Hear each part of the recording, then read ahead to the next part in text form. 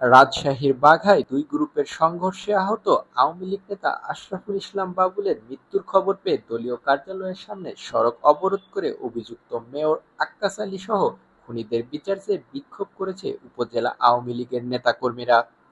বুধবার ২৬ জুন বাঘা-রাজশাহী মহাসড়কে পুলিশের সঙ্গে দফায় দফায় পাল্টা হামলার ঘটনা ঘটে। নিহত আশরাফুল ইসলাম বাবুল বাঘা উপজেলা আওয়ামী লীগের সাধারণ সম্পাদক ছিলেন ও উপজেলার গাওপাড়া গ্রামের আমির হোসেন আমুর ছেলে।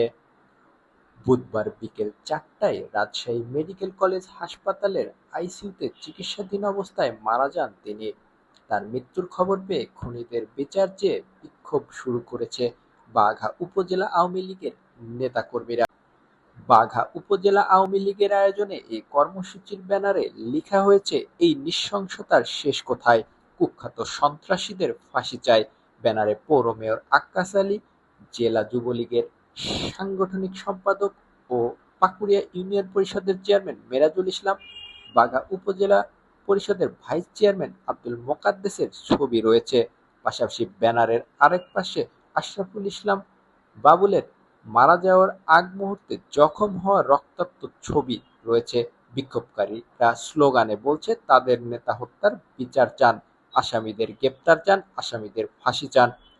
পৌরসভার যেই সড়কে বিক্ষোভ করা হচ্ছে তার দুই পাশে অতিরিক্ত পুলিশ মোতায়েন করা রয়েছে। এছাড়া গুরুত্বপূর্ণ মোড়ে মোড়ে পুলিশ মোতায়েন করা হয়েছে।